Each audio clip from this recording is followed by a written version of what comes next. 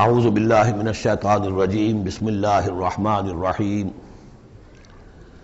اقرأ بسم ربک الذی خلق خلق الانسان من علق اقرأ وربک الاکرم الذی علم بالقلم علم الانسان ما لم يعلم صدق اللہ العظیم رب اشرح لی صدری ویسر لی امری واحلل عقدۃ من لسانی یفقہوا قولی۔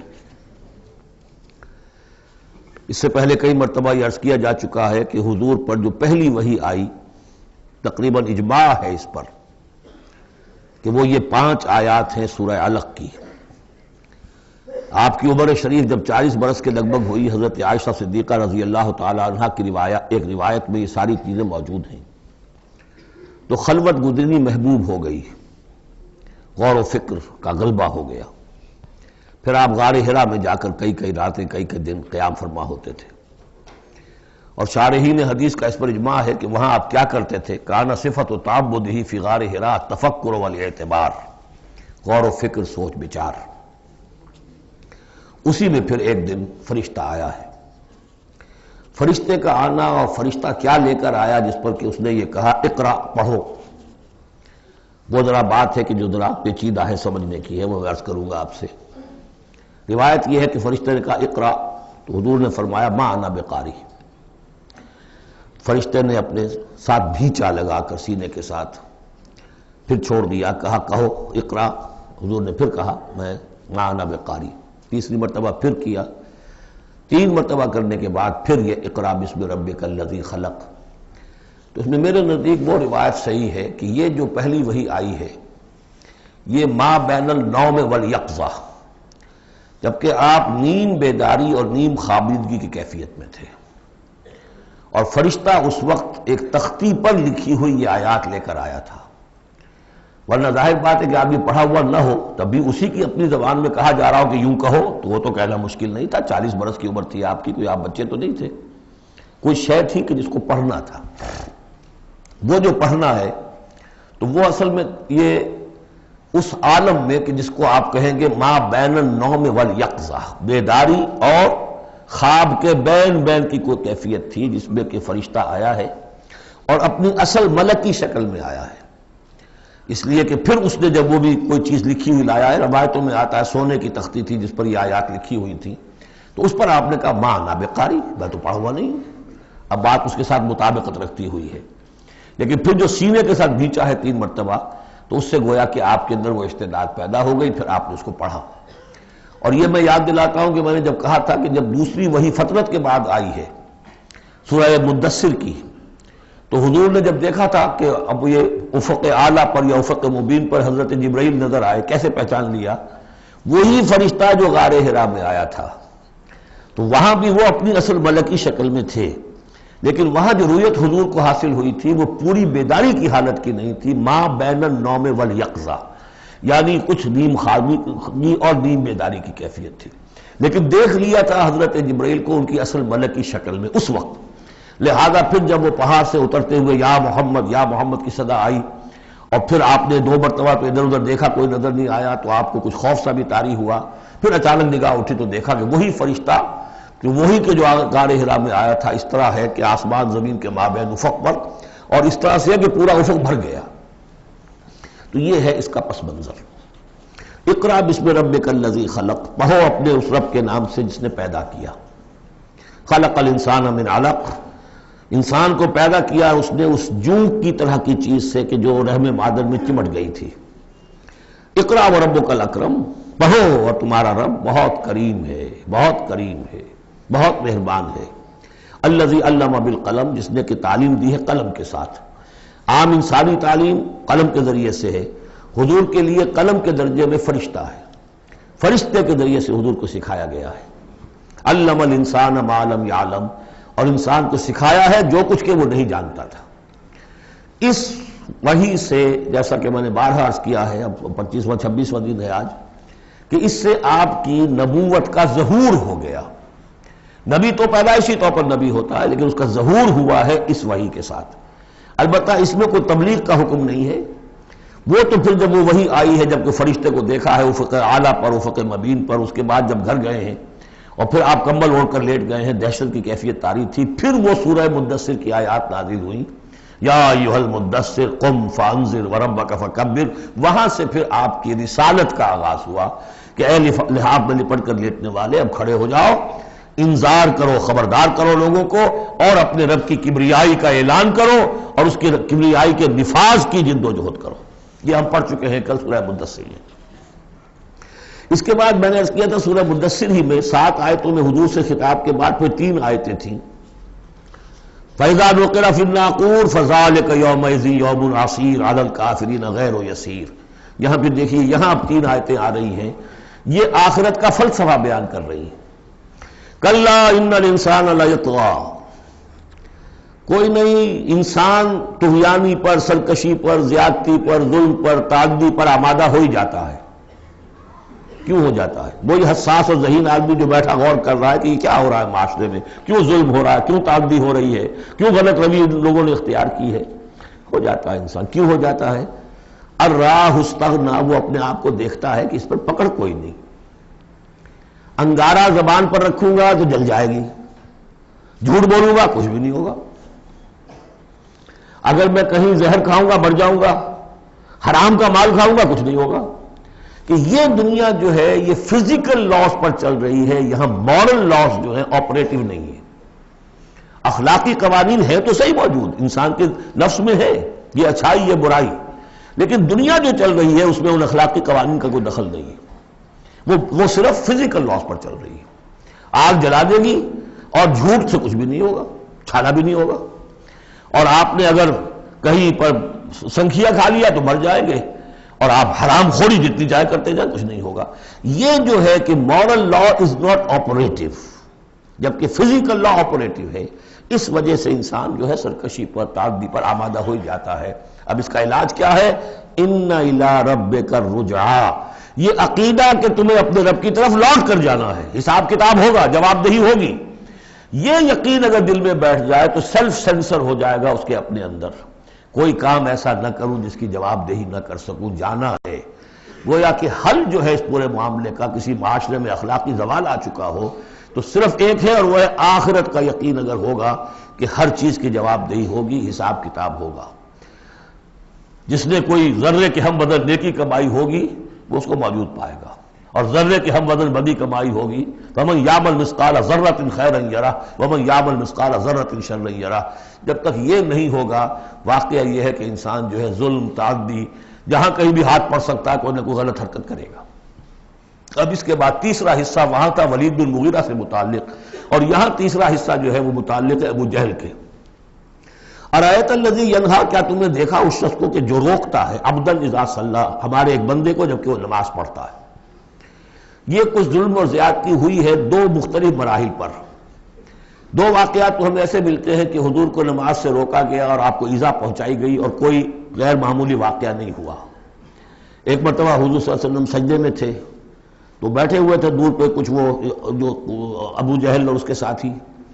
انہوں نے کہا کہ کوئی ہے ذرا جو فلاں جگہ پر اونٹ ذبح ہوا، اس کی اوجڑی پڑی ہوئی ہے، وہ اوجڑی لا کے محمد کی گردن پہ رکھ دو جب یہ سجدے میں جائے. تو حضور سجدے میں گئے تو وہ اوجڑی لا کے، اونٹ کی اوجڑی بری ہوئی وہ لا کے رکھ دی. تو آپ سر نہیں اٹھا پا رہے تھے. پھر حضرت فاطمہ کو معلوم ہوا، وہ آئی ہیں دوڑتی ہوئی، پھر انہوں نے وہاں سے اس کو ہٹایا ہے.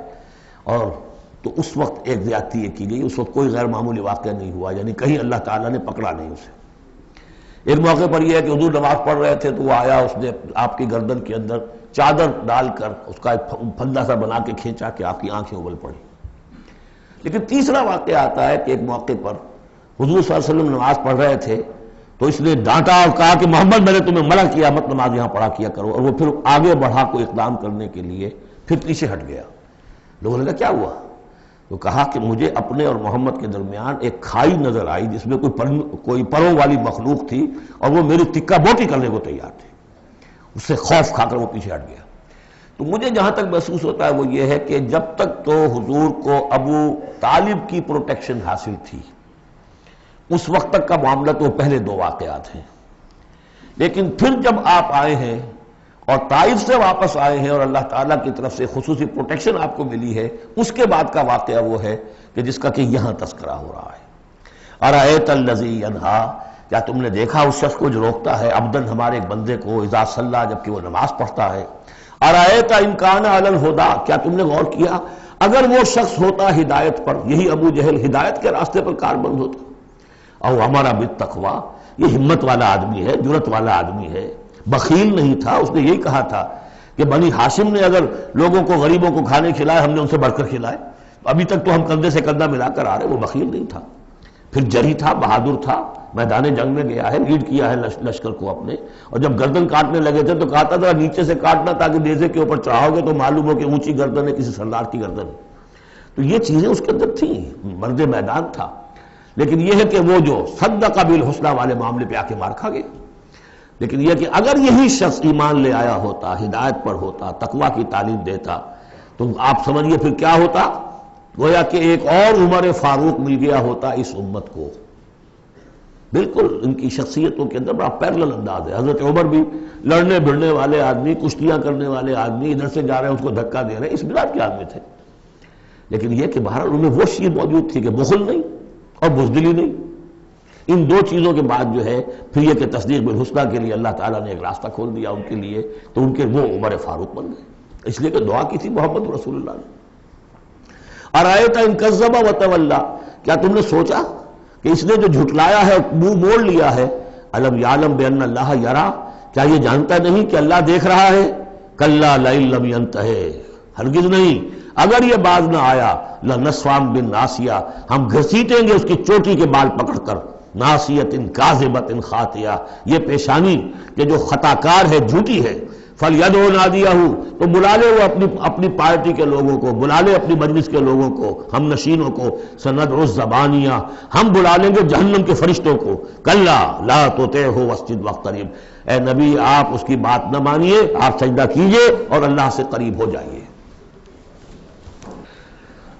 بسم اللہ الرحمن الرحیم، انا انزلناہ فی لیلۃ القدر، یہ دیکھیے ربط بڑا عمدہ چلا آ رہا ہے، پہلی وحی کے فوراً بعد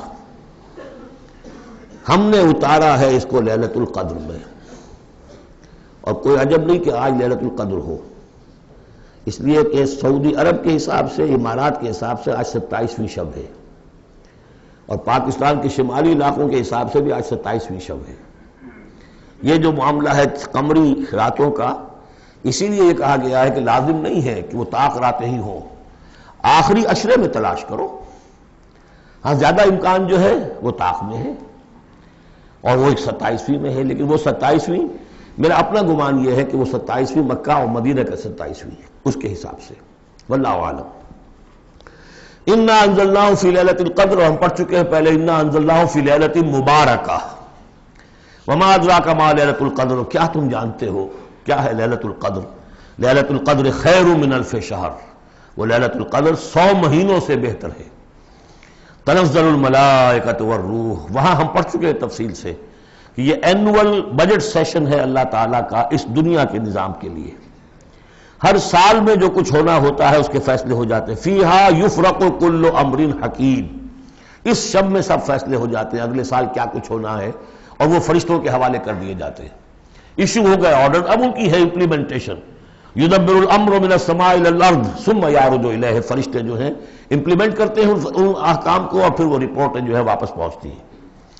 تو اسی رات میں قرآن مجید کے نزول کا آغاز ہوا، تنزل الملائکۃ والروح فیہا باذن ربہم، اس رات میں اترتے ہیں فرشتے بھی، اور الروح روح الامین، روح القدس، وہ کہ چونکہ ان کا ذکر عام طور پہ علیحدہ اس لیے کیا جاتا ہے جو اب 2 دفعہ پڑھ چکے ہیں، علمہ شدید القویٰ ذو مرۃ فاستویٰ، تو ان کی خاص شان ہے فرشتوں میں کہ مطاع ہیں، مطاع ثم امین، ان کے سردار کی حیثیت رکھتے ہیں۔ تو تنزل الملائکۃ والروح فیہا باذن ربہم، اپنے رب کے حکم سے، من کل امر، ہر امر، جو سارے فیصلے ہو چکے ہوتے ہیں اس ایک آئندہ سال کے، ان کے بارے میں جو ہے ان کو احکام دے دیے گئے ہوتے ہیں، فیہا یفرق کل امر حکیم، یہ ہم وہاں پڑھ چکے ہیں۔ سلام، اور یہ رات جو ہے اللہ تعالیٰ نے پھر اس کی برکات ایسی رکھی ہیں کہ اگر اس میں کوئی شخص جو ہے اللہ کا خاص طور پر عبادت گزار بندہ جو ہے اس سے دعا کرے تو اللہ تعالیٰ اس دعا کو قبول کرتا ہے، عبادت کا جو اجر و ثواب ہے وہ اس ایک شب کا وہ 1000 مہینوں کے اجر و ثواب سے بڑھ جائے گا۔ ہی حتی مطلع الفجر، یہ فجر کے طلوع ہونے تک یہ رات ہے۔ اب اس کے بعد یہ ایک سورت جو آ رہی ہے، اس کے بارے میں عام طور پر آپ کو لکھا ہوا مل جائے گا کہ یہ سورہ جو ہے یہ مدنیہ ہے، لیکن یہ کہ یہ اکثر سورتوں کے بارے میں یہ جو آخری ہیں، ہر قرآن مجید میں کوئی نہ کوئی ایک رائے تو لکھی ہے، لیکن جب تفصیل دیکھتے ہیں تو بہت سی آراء ہیں اس میں، یہ کوئی ایک رائے نہیں ہوتی۔ میں نے جب تحقیق کی ہے تو حضرت عائشہ صدیقہ رضی اللہ تعالی عنہ کے قول کے مطابق یہ سورت بھی مکی ہے، مدنی نہیں ہے۔ سورۃ البینہ، بسم اللہ الرحمن الرحیم، لم یکن الذین کفروا من اہل الکتاب والمشرکین منفکین حتی تأتیہم البینہ، نہیں تھے وہ لوگ جنہوں نے کفر کیا تھا اہل کتاب میں سے اور مشرکین میں سے کہ انہیں علیحدہ کر دیا جاتا یا باز آ جاتے، حتی تأتیہم البینہ، جب تک کہ ان کے پاس بینہ نہ آ جاتی ہے۔ ظاہر بات ہے کہ وہ گمراہی میں مبتلا تھے، کوئی بین چیز آئے، کوئی واضح چیز آئے جس سے کہ ان کو محسوس ہو جائے، شعور ہو جائے کہ ہم گمراہی پر ہیں، اور یا اس کا مفہوم یہ ہے کہ جب تک بین ان کے اوپر بات نہ آ جائے اس وقت تک انہیں کاٹا نہیں جا سکتا، انہیں اپنے سے علیحدہ نہیں کیا جا سکتا۔ منفک جو ہے یہ دونوں طریقے سے معنی دے گا۔ اب قابل غور کیا بات ہے، وہ بینہ کیا ہے؟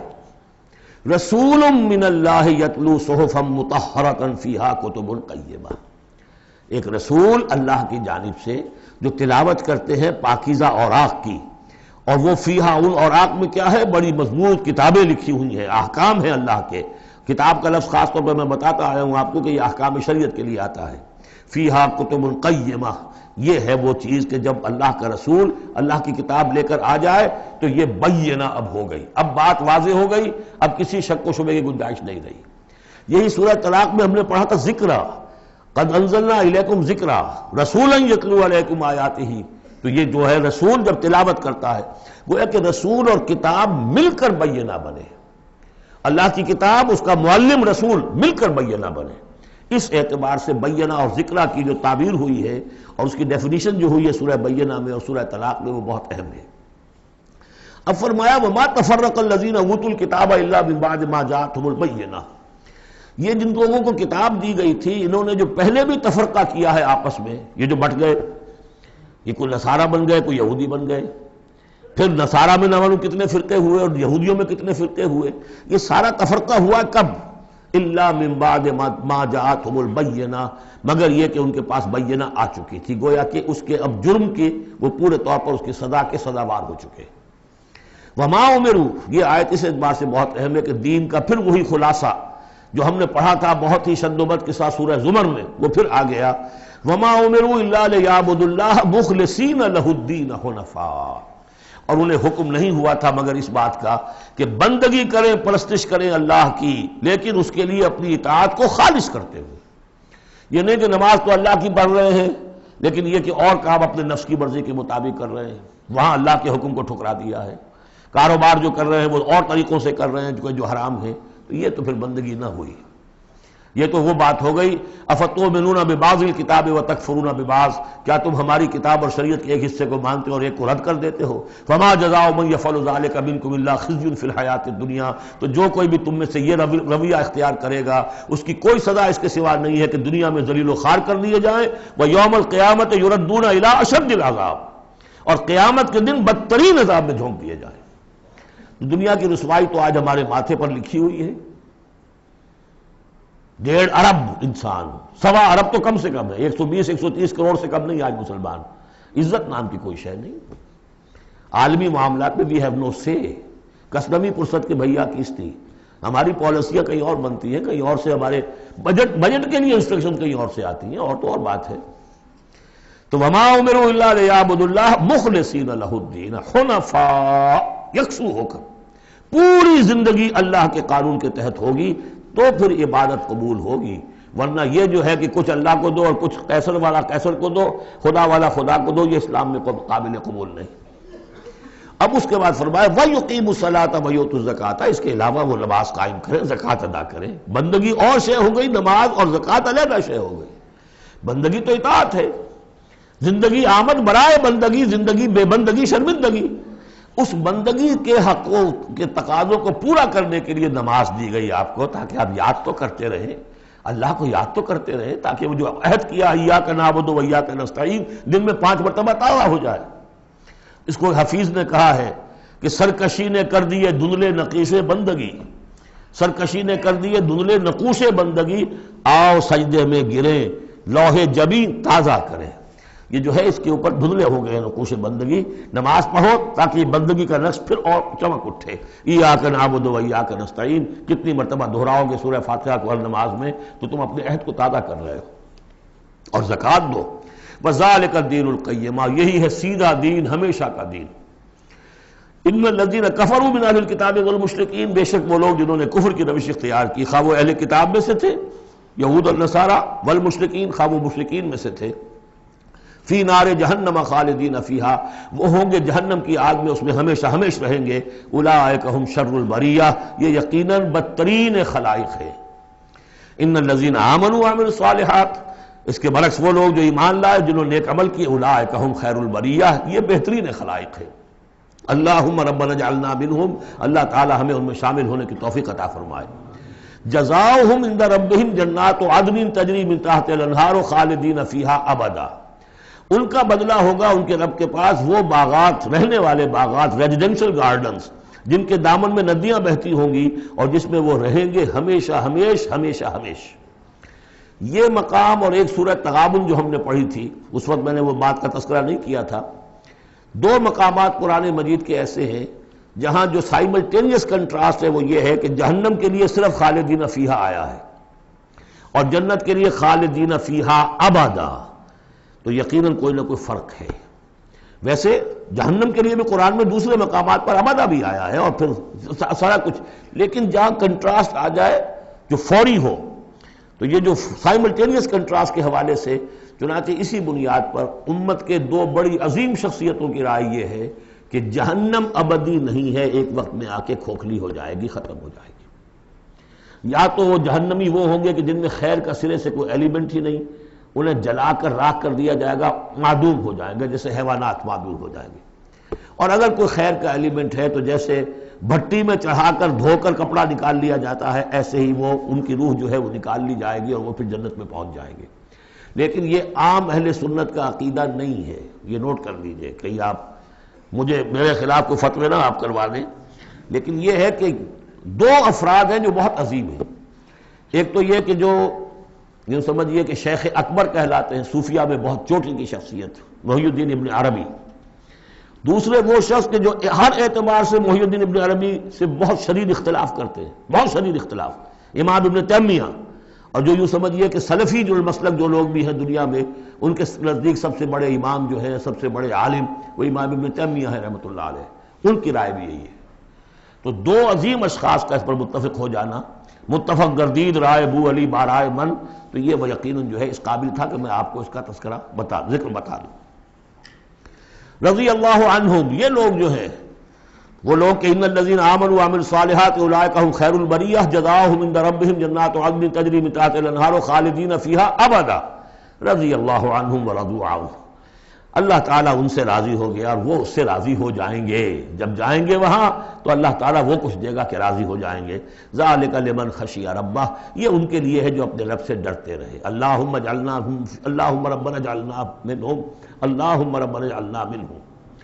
سورۃ الزلزال، اس کے بارے میں بھی اختلاف ہے کہ یہ مکی ہے یا مدنی ہے، میرے نزدیک مکی ہے 100%۔ اور اس کے بارے میں ایک روایت یہ آئی ہے کہ حضور نے فرمایا ہے کہ یہ ایک سورت جو ہے 1000 آیات کے ہم وزن ہے اپنی فضیلت کے اعتبار سے۔ بسم اللہ الرحمن الرحیم، اذا زلزلت الارض زلزالہا، جب زمین ہلائی جائے گی جیسے کہ ہلائی جائے گی، یعنی تم اس وقت اندازہ نہیں کر سکتے کیسے ہلائی جائے گی۔ اسی کا نقشہ کھینچا گیا ہے سورہ حج کے شروع میں، یا ایھا الناس اتقوا ربکم ان زلزلۃ الساعۃ شیء عظیم، اس قیامت کا زلزلہ بہت بڑی شے ہوگا۔ یوم ترونھا تذہل کل مرضعۃ عما ارضعت وتضع کل ذات حمل حملها وتری الناس سکارى وما هم بسکارى ولکن عذاب اللہ شدید۔ میں ترجمہ نہیں کر سکتا، صرف یاد کرا رہا ہوں جو حضرات شریک رہے ہیں ترجمے میں۔ تو اذا زلزلت الارض زلزالها واخرجت الارض اثقالها، اور زمین اپنے سارے بوجھ نکال کر پھینک دے گی۔ انسان دفن ہوں گے، چاہے دفن ہو چاہے کہیں سمندر میں غرق ہوئے ہوں، آخر ان کے اجزاء کہاں گئے؟ اسی زمین میں ہے۔ سمندر کی تہہ میں بھی تو زمین ہی ہے، کیا ہے؟ اسی زمین میں یہیں سے نکلے تھے ان کے جسم، منہا خلقناکم وفیہا نعیدکم ومنہا نخرجکم تارۃ اخری۔ وہ اپنے بوجھ نکال کے فارغ ہو جائے گی۔ وقال الانسان ما لها، انسان کہے گا اسے کیا ہوا، یہ کیا حالات ہو گئے، کیا صورت بنی ہے۔ یومئذ تحدث اخبارہا، اس دن یہ زمین اپنی خبریں سنائے گی بھی کہ یہ حضرت انسان میری پیٹھ پر سوار ہو کر کیا حرکتیں کرتا رہا ہے، اس کی خبر بھی دے گی۔ جیسے کہ فرمایا گیا سورہ حامیم السجدہ میں، ہمارے اپنے ہاتھ ہمارے خلاف گواہی دیں گے، ہمارے اپنے پاؤں ہمارے خلاف گواہی دیں گے، ہماری اپنی جلدیں اور کھالیں ہمارے خلاف گواہی دیں گی، اور ہم کہیں گے گھبرا کر کہ لما شہدتم علینا، تم نے ہمارے خلاف کیوں گواہی دی، تم تو ہمارے عضو ہو۔ اور وہ کہیں گے انطقنا اللہ الذی انطق کل شیء، آج ہمیں بھی اللہ نے زبان دے دی، اس نے سب کو زبان دی تھی۔ تو یہ زمین بھی اپنے احوال سنائے گی۔ بِأَنَّ رَبَّكَ أَوْحَىٰ لَهَا، یہ اس لیے کہ اس کے رب نے اسے حکم دیا ہوگا، اس کی وحی اسے آ گئی ہوگی۔ یومئذ یصدر الناس اشتاتا، یہ اشتاتا وہی لفظ آ گیا شتا، ان سعیکم لشتا، تم اگرچہ انسان ہو، سبھی نظر آ رہے ہو انسان، لیکن یہ کہ تمہاری سعی و جہد کے رخ بالکل مختلف ہے۔ فاما من آتا واتقى وصدق بالحسنى فسنيسره لليسرى واما من بخل واستغنى وكذب بالحسنى فسنيسره للعسرى۔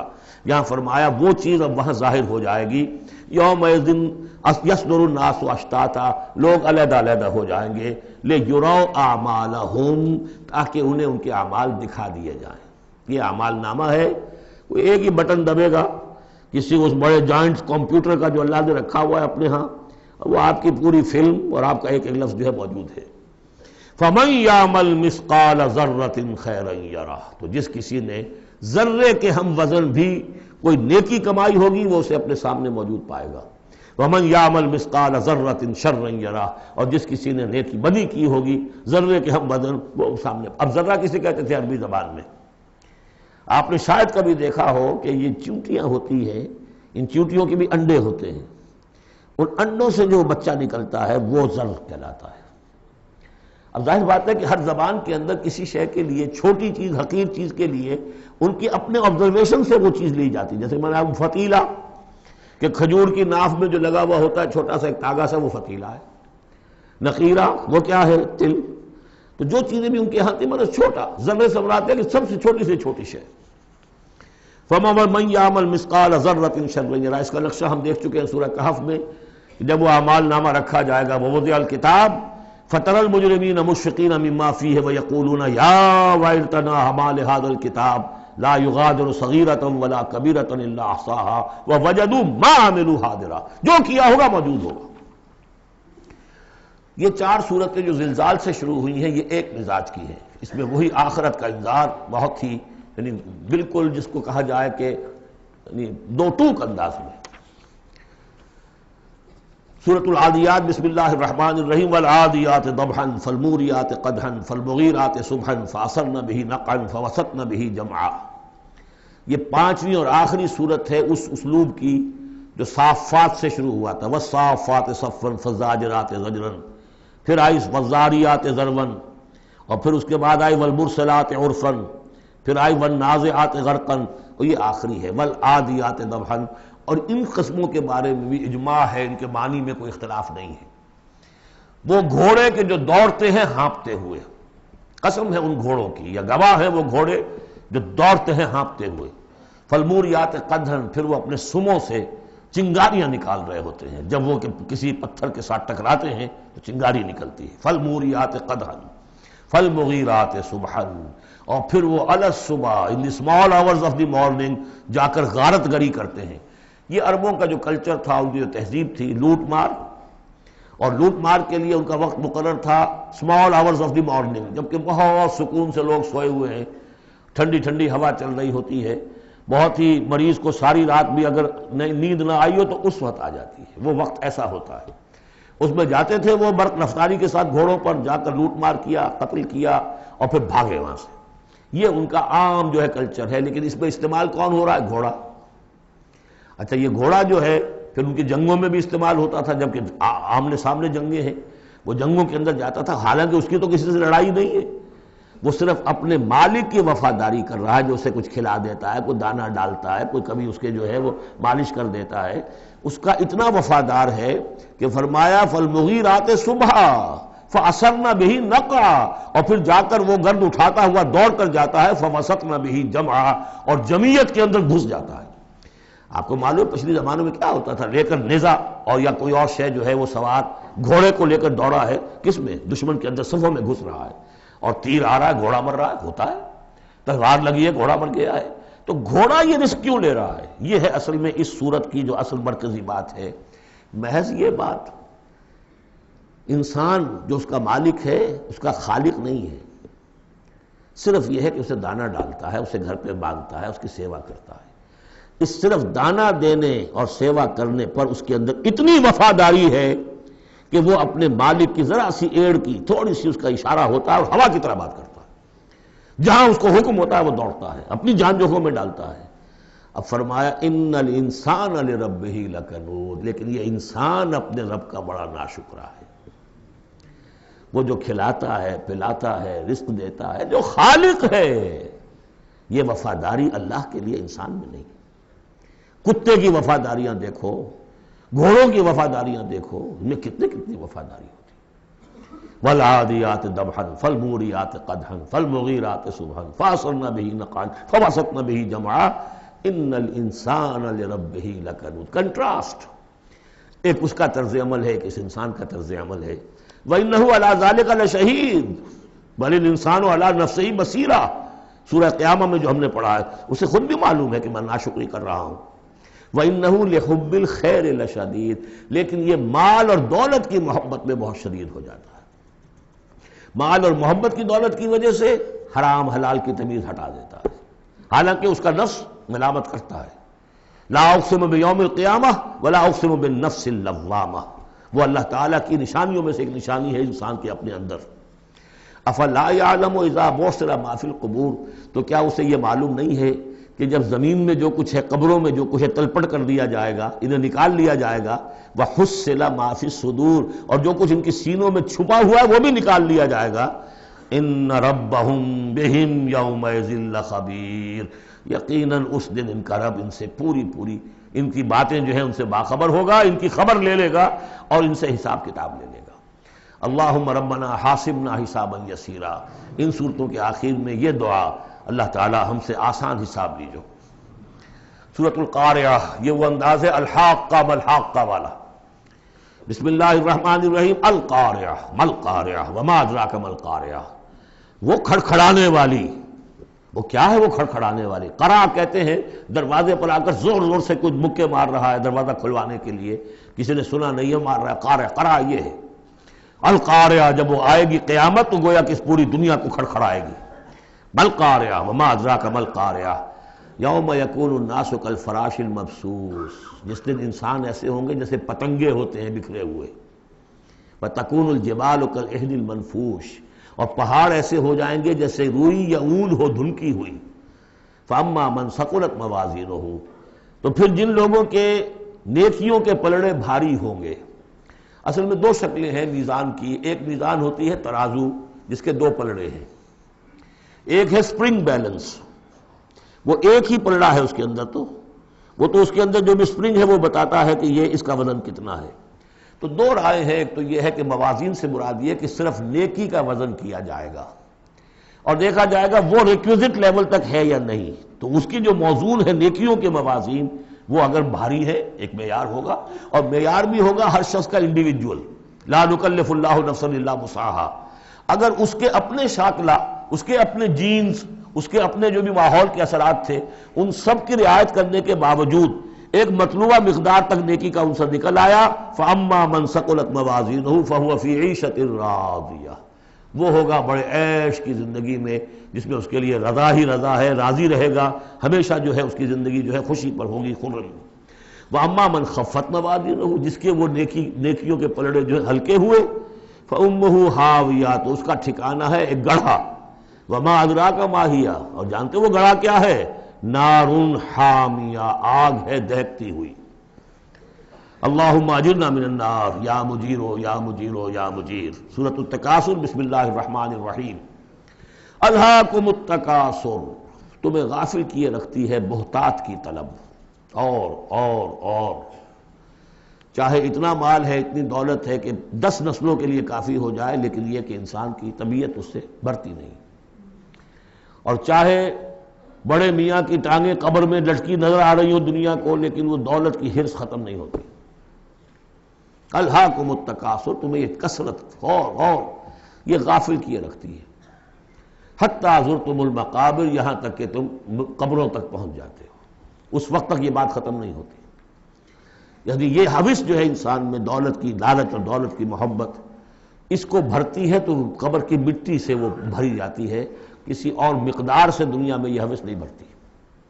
اور یہ سورہ حدید کی وہ آیت یاد کر لیجئے، اعلموا انما الحیات الدنیا لعب ولہو وزینۃ وتفاخر بینکم وتکاثر فی الاموال والاولاد، وہ آخری سٹیج ہے انسانی زندگی کی، اور یہ ختم موت تک ختم نہیں ہوتی۔ کلا سوف تعلمون، کوئی نہیں، اس وقت تمہیں معلوم ہو جائے گا، حقیقت کھل جائے گی۔ ثم کلا سوف تعلمون، پھر کوئی بات نہیں، ابھی تم رہو اس غفلت میں، اس بدہوشی میں رہو، کوئی بات نہیں۔ ثم کلا سوف تعلمون، حقیقت ایک دن آئے گا کہ وہ برہن ہو کر سامنے آ جائے گی۔ جیسے سورہ جمعہ میں پڑھا تھا ہم نے کہ اے نبی سے کہہ دیجئے کہ اگر تم موت سے بھاگ رہے ہو تو موت خود آ کر تم سے ملاقات کر لے گی، تم چاہے نہ بھی چاہو وہ تو آ جائے گی، تو وہ حقائق تم پر آپشن ہو جائیں گے۔ یہ بالکل ایسے ہی ہے جیسے کہ آخری پارے کی پہلی سورت، عما یتساءلون عن النبأ العظیم الذی هم فیہ مختلفون کلا سیعلمون ثم کلا سیعلمون کلا لو تعلمون علم الیقین، کوئی نہیں، کاش کہ تم جان جاتے یقین والا علم، یہ یقینی علم ہے، کاش کہ ہو جاتا۔ اب اس پر جو ہے ہمارے بعض حکماء نے علم الیقین، عین الیقین اور حق الیقین کے 3 درجے قائم کیے۔ علم الیقین، آپ نے کہیں دیکھا دھواں ہے، آپ نے کہا آگ لگی ہے، حالانکہ آپ نے آگ دیکھی نہیں ہے، کسی دلیل سے، استدلال سے آپ نے انفر کیا ہے کہ آگ نکلی، یہ علم الیقین ہے۔ عین الیقین، آپ نے جا کر دیکھ لیا آنکھ سے کہ آگ لگی ہوئی ہے، اب یہ اور یقین پختہ ہو گیا۔ لیکن ایک ہو سکتا ہے پتہ نہیں یہ آگ ہے یا آگ کی شکل ہے، آج کل بہت سے وہ ایسے بنے ہوتے ہیٹرز کہ جو گھر میں جا کر یہ معلوم ہوتا دیکھتے ہوئے انگارے رکھے ہے کچھ بھی نہیں ہوا، تو اصل میں تو لائٹ کہیں اور، وہ جو حرارت آ رہی ہے وہ تاروں میں سے آ رہی ہے، وہ دہتے انگارے جو نظر آ رہے ہیں وہ ہرگز ہے ہی نہیں، آگ ہے ہی نہیں، آگ کی شکل ہے۔ لیکن اگر کہیں آپ نے انگلی بھی جا کر دے دی اور وہ جب جلی ہے تو اب حق الیقین حاصل ہو گیا کہ ہاں یہ آگ ہی ہے، اس لیے کہ اس کا تجربہ آپ کو خود حاصل ہو گیا۔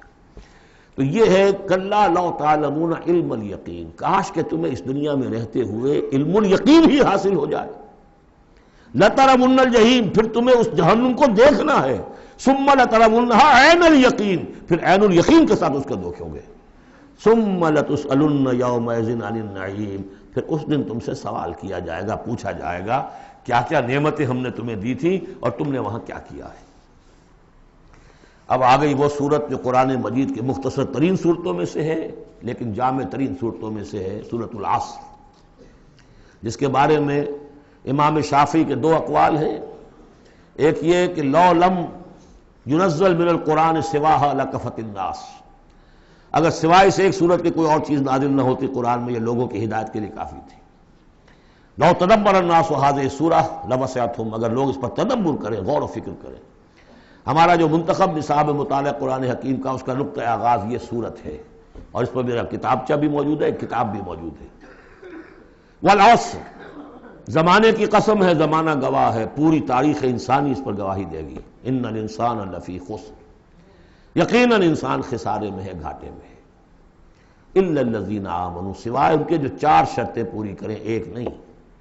الا الذین آمنوا وعملوا الصالحات وتواصوا بالحق وتواصوا بالصبر، ایمان لائیں، جو اس کائنات کے مخفی حقائق ہیں ان کو سمجھیں، ان کا شعور حاصل کریں، ان کی تصدیق کریں۔ ایمان باللہ، ایمان بالآخرہ، ایمان بالرسالت، پھر اس کے عملی تقاضوں کو پورا کریں۔ وعملوا الصالحات، پھر یہ کہ اس کے اوپر نہ صرف خود قائم ہوں، اس کی دعوت دیں، اس کو پھیلائیں، وصیت کریں، جو بھی حق ہے، جو بھی صحیح بات ہے، امر بالمعروف ہے، نہی عن المنکر ہے، تواصوا بالحق۔ اور پھر یہ کہ جب یہ کام آپ کریں گے، آزمائشیں آئیں گی، تکلیفیں آئیں گی، مصیبتیں آئیں گی، ریزنٹمنٹس ہوں گی، لوگ ناراض ہوں گے، آپ کیوں ان سے کہہ رہے ہیں کہ یہ کام آپ نہ کریں، یہ غلط کام ہے؟ بچوں سے بھی کہہ کر دیکھیے کہ گلی میں مت کھیلو، تم کرکٹ کھیل رہے ہو کسی گاڑی کا شیشہ توڑو گے تو پھر اپنی عزت بچا کر وہاں سے نکل کر گھر واپس پہنچنا مشکل ہو جائے گا۔ کوئی نہیں چاہتا کہ کوئی بات آپ بتائیں، تو پھر اب آپ کو صبر کی ضرورت ہوگی، آپ اس پر کام کرتے رہیں۔ جیسے کہ حضرت لقمان نے اپنے بیٹے کو نصیحت کی تھی، یا بنی اقم الصلاۃ وامر بالمعروف وانہی عن المنکر واصبر علی ما اصابک، پھر جو بھی تکلیف آئے اسے جھیلو۔ پھر یہ کہ آدمی جو ہے بزدل نہ ہو، تھر دلا نہ ہو، کہ اس قدم سے واپس آ جائے اس خوف سے کہ کہیں مجھے اس میں کوئی تکلیف نہ آ جائے۔ وَلَنَبْلُوَنَّكُمْ بِشَيْءٍ مِّنَ الْخَوْفِ وَالْجُوعِ وَنَقْصٍ مِّنَ الْأَمْوَالِ وَالْأَنفُسِ وَالثَّمَرَاتِ وَبَشِّرِ الصَّابِرِينَ، صبر کرنے والے۔ وَالْعَصْرِ إِنَّ الْإِنسَانَ لَفِي خُسْرٍ إِلَّا الَّذِينَ آمَنُوا وَعَمِلُوا الصَّالِحَاتِ وَتَوَاصَوْا بِالْحَقِّ وَتَوَاصَوْا بِالصَّبْرِ اللہم ربنا اجعلنا منہم اللہم ربنا اجعلنا منہم۔ جو اس راستے پر نہیں چلتے ان کا کردار کی ایک جھلک دکھائی جا رہی ہے۔ یہ سورۃ ہمزہ جو ہے، بسم اللہ الرحمن الرحیم، ویل لکل ہمزۃ لمزہ، انسان کے سامنے کوئی ہائی آئیڈیل نہیں اگر ہوتا، کوئی اعلیٰ نصب العین اور آدرش نہیں ہے، تو وہ پستی کی طرف، پھر اس کی دلچسپی کیا ہوگی؟ کچھ چغلیاں کھاتا پھر رہا ہے، کسی کو تانے دے رہا ہے، کسی کی غیبت کر رہا ہے، کسی کی عزت پر حملہ کر رہا ہے، کسی کا مال ہڑپ کر رہا ہے، پھر اس کی شخصیت کے اندر یہ پستی آ جائے گی۔ وہی جس پستی کو دیکھ کر ایک حساس انسان مایوس ہو جاتا ہے کہ انسان میں خیر کوئی ہے ہی نہیں، یہ تو گویا کہ گندگی کی ایک پوٹ ہے۔ کسی سے پوچھ لیجئے، کوئی کہے گا سیکس، اور سیکس اتنا کہ باپ اگر بیٹی کو محبت بھری نگاہ سے دیکھ رہا ہے تو وہ بھی سیکس ہے، ماں اگر بیٹے کے جسم پر کوئی شفقت سے ہاتھ پھیرے تو اس کو بھی سیکس ہے، یہاں تک پہنچا گیا۔ تو یہ کہ انسان کے اندر کوئی اعلیٰ جذبہ، کوئی اعلیٰ فکر ہے ہی نہیں، کسی کوئی بتایا نہیں۔ انسان تو نرا حیوان ہے، گندگی کی پوٹ ہے۔ کوئی شخص جو ہے بڑا اونچا واز کہہ رہا ہے اور کوئی زیر لب مسکرا رہا ہوگا کہ یہ واز جو فرما رہے ہیں اپنا روب گاٹھنا چاہ رہے ہیں، یہ کوئی ان کی اور کوئی غرض ہوگی، کوئی شاید کوئی نذرانہ ملنا ہو انہیں جس کے لیے واز فرما رہے ہیں۔ واز تو بڑا عمدہ ہے، لیکن انسان جانتا ہے کہ بڑے گھٹیا انسان کے بالعموم جو موٹیوز ہیں انتہائی گھٹیا ہوتے ہیں، جس سے کہ انسان کی یعنی فطرت سے انسان جو ہے مایوس ہو جاتا ہے کہ شاید انسان میں کوئی خیر ہے ہی نہیں۔ اسی لیے وہ 4 قسمیں کھائیں تھیں، والتین والزیتون وطور سینین وہذا البلد الامین لقد خلقنا الانسان فی احسن تقویم۔ کیا محمد انسان نہیں تھے؟ کیا موسیٰ انسان نہیں تھے؟ کیا عیسیٰ انسان نہیں تھے؟ کیا نوح انسان نہیں تھے؟ انسانی عظمت کے اوپر اتنی بڑی بڑی گواہیاں موجود ہیں، لیکن جب پستی پر آتا ہے تو واقع ہے کہ اس سے پست کوئی نہیں۔ پھر اسفل سافلین، جتنا کینہ انسان میں پیدا ہو جاتا ہے اونٹ کے اندر نہیں ہے، جتنی شہوت انسان میں پیدا ہو جاتی ہے سور میں نہیں ہے اتنی۔ یہ ساری چیزیں جو ہیں، نقالی جتنی انسان کرتا ہے اتنا آپ کسی بندر میں نہیں دیکھیں گے نقالی کرتے ہوئے، اور جتنا یوں سمجھیے کہ انسان کے اندر خونخواری پیدا ہو جاتی ہے، بھیڑیوں کو مار دے جاتا ہے انسان۔ جو کچھ ہوتا ہے جب نیشنلزم کا بھوت سوار ہوتا ہے سر پر، بچوں کو، چھوٹے چھوٹے بچوں کو اچھال کر بلموں میں اور نیزوں کے اندر کون پروتے رہے؟ انسان پروتے رہے۔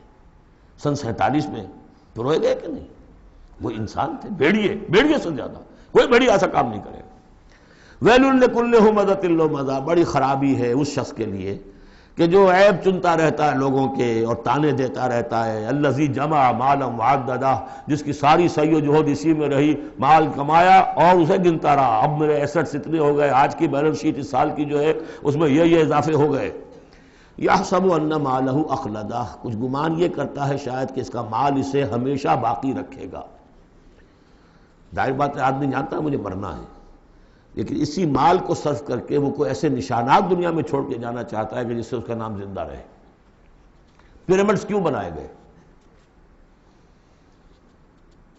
calm and self-possessed, still and resolute. The pyramids، یہ اہرام مصر اتنے اونچے اونچے، ہزارہا انسان اس پہ لگے رہے ہوں گے تب یہ بنے ہوں گے، کتنی بڑی بڑی چٹانیں، کتنے لوگ ان کے نیچے دب کر مرے ہوں گے۔ Pyramids echo unto eternity, the defiant cry of man's will to survive and conquer the storms of time. تو مال سے انسان نے اپنے نام کو زندہ رکھنے کی کوشش کی ہے۔ کلا، ہرگز نہیں، لَيُنبَذَنَّ فِي الْحُطَمَةِ، یہ جھونک دیا جائے گا حطمہ میں۔ وَمَا أَدْرَاكَ مَا الْحُطَمَةُ، اور تم جانتے ہو کہ وہ کیا ہے؟ حطمہ کیا ہے؟ نار اللہ الموقدہ، وہ آگ ہے سلگائی ہوئی، التی تطلع علی الافئدہ، جو دلوں کے اوپر بھڑکے گی۔ اب یہ آگ کون سی ہوگی؟ ایک تو ہمارے زمانے میں ایک صاحب تھے، اگرچہ وہ کوئی عالم دین تو نہیں تھے، انگریزوں کی فوج میں رہے تھے تو کچھ انہوں نے چیزیں پڑھی تھی، وہ اس حطمہ کو ایٹم سے تعبیر کرتے ہیں، اور ایٹم کا جو بھی ہوتی ہے، جو آپ کو معلوم ہے کہ پھر اس سے جو پھیلتی ہے اس کی، چاہے وہ براہ راست آگ نہیں ہوتی، وہ اس کا فال آؤٹ جو ہے وہ یقیناً جو ہے کہ جو چیر کے انسان کے وجود کو چلا جاتا ہے اندر۔ یہ چیزیں ہیں، کون کون سی آگیں ہیں آپ سمجھیے۔ ایک آگ تو وہ ہے لکڑی سے ہم نے جلائی ہے، وہ جلاتی ہے تو اس کو جلاتی ہے۔ ایک آگ وہ ہے جو انفرا ریڈ ریز ہے، الٹرا وائلٹ ریز ہے، یا کوئی اور ریز ہے، یہ کھال کو کچھ نہیں کہتی، اندر جا کے آپ جسم کے جس حصے کو چاہتے ہیں اسے حرارت پہنچاتی ہے۔ وہ آگ جو ہے نار اللہ الموقدہ التی تطلع علی الافئدہ، دلوں پر جا کر وہ روشن ہوگی۔ انہا علیہم موصدہ، پھر وہ ان پر بند کر دی جائے گی تاکہ ساری حرارت انہی کے اوپر رہے۔ فی عمد ممددہ، بڑے اونچے اونچے لمبے ستونوں میں۔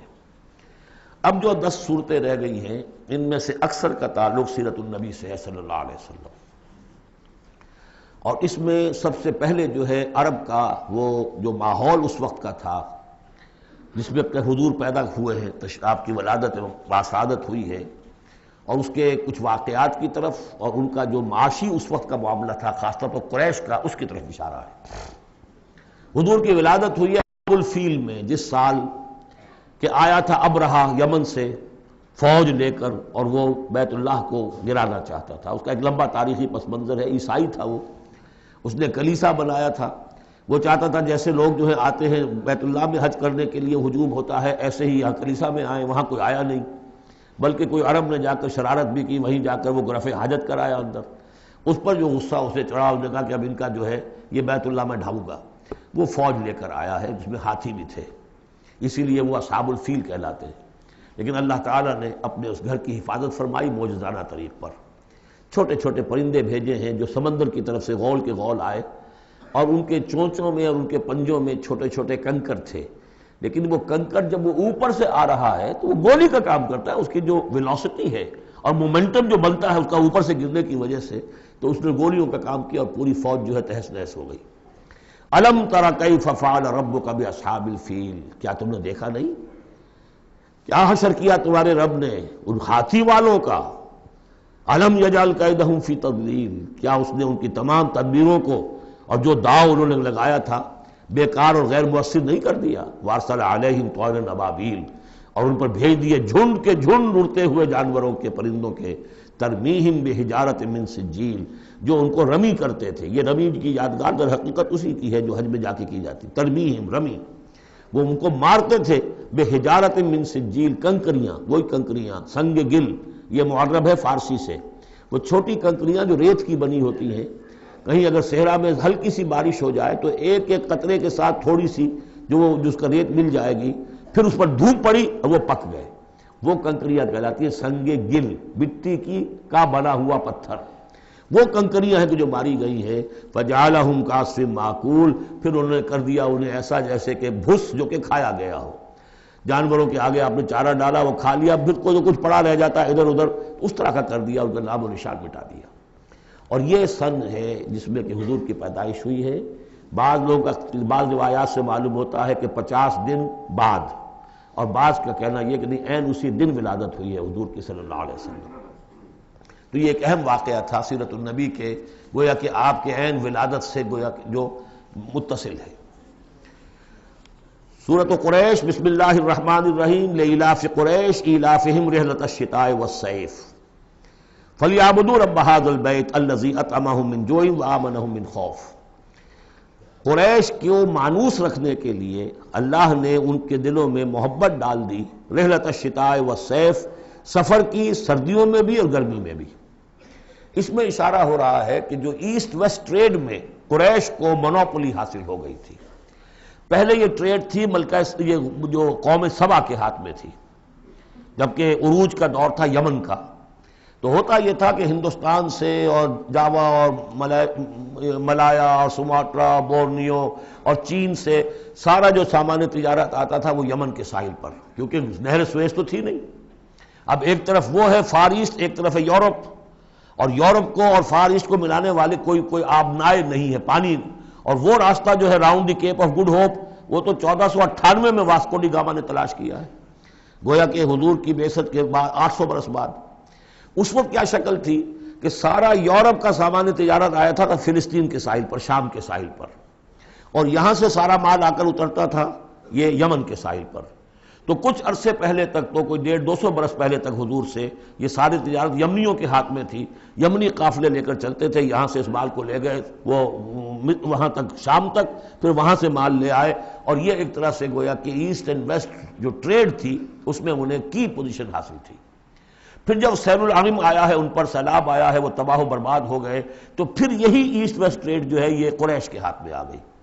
اور ان کو خاص طور پر پروٹیکشن یہ حاصل تھی کہ چونکہ یہ خانہ کعبہ کے متولی تھے اور وہاں تمام قبیلوں کے بت رکھے ہوئے تھے، گویا کہ سب کے خدا ہاسٹیج تھے ان کے پاس، لہذا ان کے قافلے پر کوئی حملہ نہیں کر سکتا تھا، کسی اور کا قافلہ بچ کے جا نہیں سکتا. اس قافلے کو لوٹتے تھے بدو، اور اس کو جو ہے کوئی حفاظت نہیں ہوتی تھی. لیکن قریش کا قافلہ بدو دور رہتے تھے کہ یہ تو خانہ کعبہ کے متولی ہیں، اور اگر ہم نے ان کا قافلہ لوٹا یہ ہمارا بت اٹھا کے پھینک دیں گے باہر وہ خانہ کعبہ سے. اس لیے انہیں اس خانہ کعبہ کی وجہ سے وہ پوزیشن حاصل ہوئی کہ انہیں تونگری اور دولت مندی حاصل ہو گئی. اور پھر یہ ایسا کرتے تھے سردیوں کے زمانے میں یہ اپنا چکر لگاتے تھے یمن کا، اور گرمیوں کے زمانے میں جاتے تھے شام کی طرف، فلسطین کی طرف، کیونکہ وہ گرم علاقہ ہے تو وہ سردیوں میں، اور یہ چونکہ جو وہ زیادہ ٹھنڈا علاقہ تھا وہ گرمیوں میں. لإلاف قریش، اس واسطے کے مانوس رکھا قریش کو، الافہم رحلۃ الشتاء والصیف، ان کے دلوں میں وہ الاف سے مراد کیا ہے کہ سفر جو ہے ان کا جاڑے کا اور گرمی کا، اس سے ان کو گویا کہ مانوس کر دیا.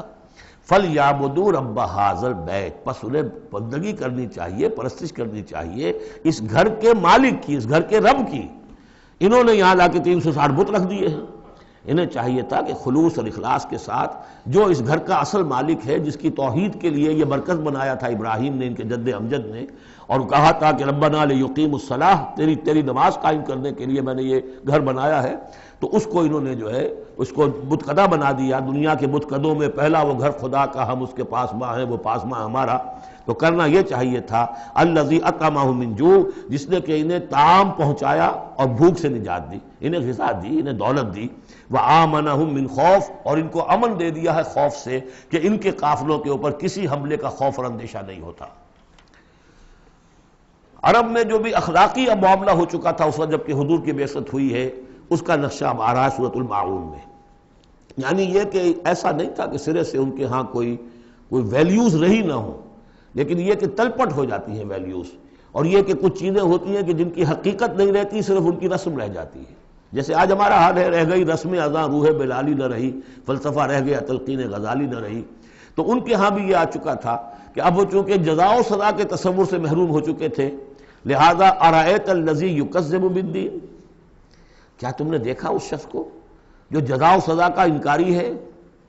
کوئی جزا سزا نہیں، کوئی باعث بعد الموت نہیں. ان ہی الا حیاتنا دنیا نموت و نحیا وما یہلکنا الا الدار، اس دنیا کی زندگی کے سوا کوئی زندگی نہیں، ہم خود مرتے ہیں خود جیتے ہیں، اور ہلاک کرنے والی شے گردش افلاک کے سوا اور کوئی نہیں، ہم کوئی خدا کو نہیں مانتے. ایسے لوگ بھی تھے ان میں. ظاہر بات ہے کہ اس شخص کا کردار کیسا ہو جائے گا جو جزا و سزا کا منکر ہے. وہ تو یہی ہوگا بابر بیش کوش کہ عالم دوبارہ نہیں اس. جب کوئی اور زندگی دوبارہ ہے ہی نہیں، یہی زندگی ہے، کھاؤ پیو عیش کرو، جہاں ہاتھ پڑ سکتا ہو ڈالو، جو چیز حاصل کر سکتے ہو کر لو. کیوں جھجک رہے ہو کہ یہ برا ہے اور یہ اچھا ہے اور یہ جائز ہے اور یہ ناجائز ہے؟ پھر تو طریقہ یہی ہوگا. تو وہ کردار کیا بنتا ہے اگر جزا و سزا کا انکاری ہوگا انسان، تو کردار کیا بنے گا؟ فَذَلِكَ الَّذِي يَدُعُّ الْيَتِيمَ، وہی ہے کہ جو یتیم کو دھکے دیتا ہے. کیوں کھلائے یتیم کو؟ کون سا فائدہ ہے اسے سے؟ وَلَا يَحُضُّ عَلَىٰ طَعَامِ الْمِسْكِينِ، اور کسی مسکین کو کھانا کھلانا خود تو درکنار، کسی اور کو بھی اس کے لیے کوئی تلقین کرنے کو تیار نہیں. اس لیے کہ اندیشہ یہ ہے کہ میں اسے تلقین کروں گا تو پلٹ کر مجھ سے نہ کہے کہ تم کیوں نہیں کھلاتے. فَوَيْلٌ لِّلْمُصَلِّينَ، ان کے ہاں نماز تو ہے، نماز کا حلیہ انہوں نے بگاڑ دیا ہے. وہ سورہ انفال میں ہم پڑھ چکے ہیں، سیٹیاں بجاتے تھے، تالیاں بجاتے تھے، لیکن وہ نماز سمجھتے تھے اسے. وہ طواف کرتے تھے خانہ کعبہ کا، اور اس میں سب سے اونچا طواف سمجھتے تھے اس کو کہ مادر ذات برہنہ ہو کر طواف کیا جائے. یہ سارے تکلفات ختم کر کے، اور بالکل جیسے دنیا میں آئے تھے، اللہ نے جب ہمیں بھیجا تھا تو اللہ کے گھر میں آئیں تو اسی طریقے سے آئیں جیسا کہ اللہ نے دنیا میں ہمیں بھیجا۔ اب ان کے یہ تصورات تھے۔ فَوَيْلٌ لِّلْمُصَلِّينَ الَّذِينَ هُمْ عَنْ صَلَاتِهِمْ سَاهُونَ، تو تباہی ہے، ہلاکت ہے، بربادی ہے ان نماز پڑھنے والوں کے لیے جو اپنی نمازوں سے غافل ہیں۔ اس کی روح ختم ہو چکی ہے، شکلیں بھی بدل دی گئی ہیں۔ ہمارے ہاں اللہ کا شکر ہے اس امت میں شکل نہیں بدلی ہے۔ صلو کما رأیتمونی اصلی، اللہ کا فضل ہے، اس طرح کی بدعات وہاں ہمارے ہاں نہیں ہے۔ لیکن یہ ہے کہ روح جو ہے، روح نماز، حضور قلب، آدمی نماز پڑھ رہا ہو تو احساس ہو کہ میں کس کے سامنے کھڑا ہوں، اور پھر جو کہہ رہا ہو اس کو سمجھ رہا ہو، اور خلوص و اخلاص سے کہہ رہا ہو ایاک نعبد و ایاک نستعین، پھر اس پر عمل کرتا ہو، وہ کہاں کتنے ہیں۔ ایک رسم ہے، رہ گئی رسم اذاں روح بلالی نہ رہی، فلسفہ رہ گیا تلقین غزالی نہ رہی۔ نمازوں، روزوں، قربانیوں، حج یہ سب باقی ہیں، تو باقی نہیں۔ الذین هم عن صلاتهم ساہون الذین هم یراؤون، اور اگر کوئی نیکی کا کام کرتے ہیں تو دکھاوے کے لیے، تاکہ اس سے کچھ شہرت ملے، بڑا بہت سخی آدمی ہے۔ وَيَمْنَعُونَ الْمَاعُونَ، لیکن ان کی شخصیت کے اندر پستی کا عالم یہاں تک آ گیا ہے کہ عام استعمال کی چیزیں بھی مانگے تانگے نہیں دیتے۔ عرب میں بھی رواج تھا بھئی کہیں سے کسی کے چولہے میں سے کوئی انگاری لے آؤ تاکہ ہم آگ روشن کر لیں، نمک ہے کسی سے مطلوب ہے تو اس کا کوئی جھجک نہیں ہوتی تھی، نمک دے دیا جاتا تھا۔ لیکن وہ لوگ ان چیزوں میں بھی آ کر شقی ہو جاتا ہے۔ سورۃ الکوثر، اس پس منظر میں محمد الرسول اللہ کا ظہور ہو رہا ہے۔ یہ تین صورتیں جو ہیں اس نے پس منظر رکھا، ایک نے تاریخی، ایک نے ان کا معاشی اور اقتصادی، ایک نے ان کی اخلاقی اور مذہبی حیثیت۔ سورۃ الفیل وہ تاریخی واقعہ جو ہے، ظاہر بات ہے بہت بڑا واقعہ، اس کا بڑا چرچا ہوا ہوگا حضور کی بعثت کے ساتھ متعلق، لیکن دوسری طرف بیت اللہ اور اس کی وجہ سے قریش کو، اس کے متولی ہونے کی وجہ سے جو امن حاصل تھا اور جو انہیں اللہ کی طرف سے روزی پہنچ رہی تھی، تیسرے ان کی اخلاقی پستی جس حد کو پہنچ گئی تھی، اس میں جب ظہور ہو رہا ہے محمد الرسول اللہ کی نبوت کا، یہ سورۃ الکوثر، بسم اللہ الرحمن الرحیم، انا اعطیناک الکوثر فصل لربک وانحر ان شانئک ھو الابتر۔ اے نبی، ہم نے آپ کو خیر کثیر عطا کیا۔ اس خیر کثیر میں یوں تو یہ کہ حوض کوثر وہ بھی اسی میں شامل ہے، لیکن یہ کہ اس پر آپ کو 25-30 قول مل جائیں گے۔ قرآن سب سے بڑا خیر کثیر ہے، بہت بڑا خیر کثیر۔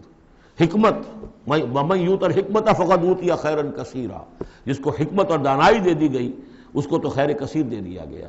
تو ہم نے آپ کو وہ سب کچھ عطا کر دیا ہے، اور محتاط کے ساتھ عطا کر دیا ہے، جو انسان کی انسانیت کے لیے، اس کے لیے یوں سمجھیے کہ ترہ امتیاز بن سکتا ہے۔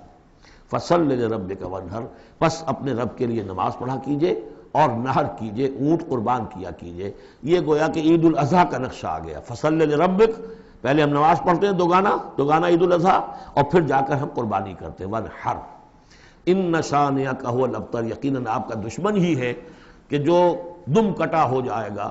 اس کا پس منظر یہ ہے کہ جب حضور کے ایک صاحبزادے بچپنی میں فوت ہو گئے تو کچھ جو کفار تھے مکے کے، انہوں نے بڑی خوشیاں منائیں کہ ایک ہی بیٹا تھا، باقی تو ان کی بیٹیاں ہیں۔ آپ کو معلوم ہے کہ 4 بیٹیاں تھیں حضور کی صلی اللہ علیہ وسلم، لیکن یہ کہ بیٹا جو تھا وہ ایک ہی تھا، وہ اللہ نے اٹھا لیا، تو بڑے خوشیاں منائی گئیں کہ یہ تو اب دم کٹا جیسے ہوتا ہے جس کا کوئی پیچھے نام نہ رہ جائے۔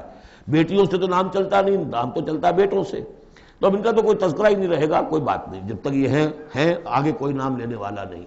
تو فرمایا کہ نہیں، ان کو تو کروڑوں بیٹے اللہ عطا کرے گا، کروڑوں اربوں بیٹے عطا کرے گا۔ ہاں اے نبی، آپ کا دشمن ضرور ہے کہ جس کا نام لیوا کوئی نہیں رہے گا۔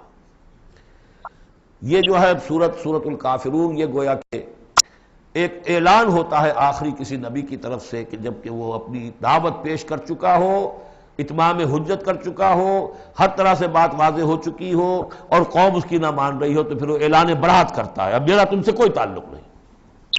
قل یا ایھا الکافرون لا اعبد ما تعبدون، کہہ دیجئے اے نبی، اے کافروں۔ یہ انداز کبھی بھی داعیانہ نہیں ہوتا، داعی کا انداز ہوتا ہے یا ایھا الناس، اے لوگوں۔